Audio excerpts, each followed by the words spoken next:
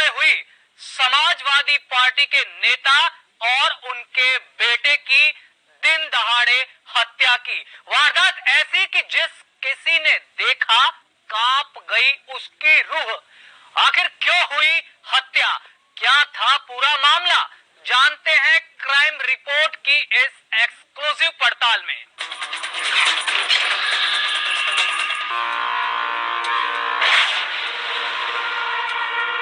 तारीख 19 मई दिन मंगलवार, स्थान यूपी का संभल।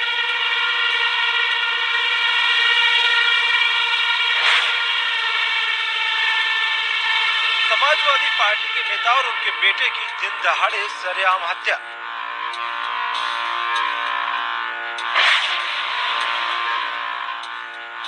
मनरेगा के तहत बनाई जा रही सड़क के विवाद में हुई हत्या।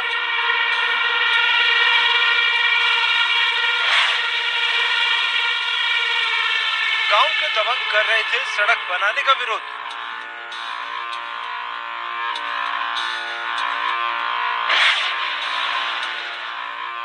वारदात के बाद हत्यारे मौके से हुए फरार, गांव में फैली दहशत।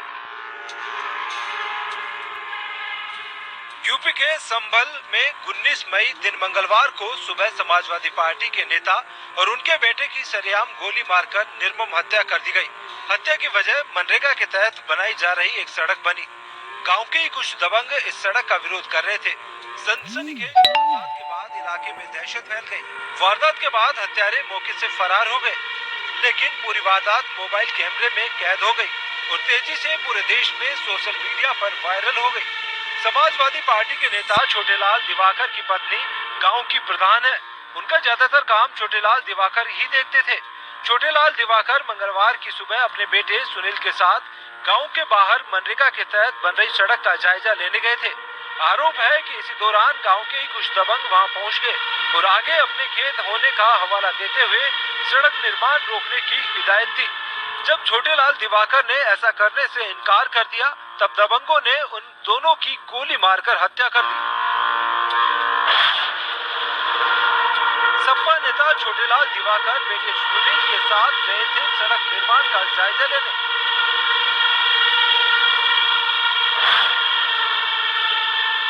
गांव के दबंग आगे अपना खेत बताते हुए कर रहे थे सड़क का विरोध।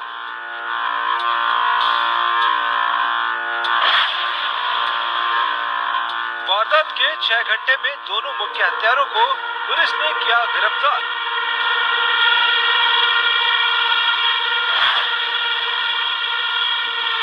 वारदात के बाद सपा नेता के परिवार में दहशत।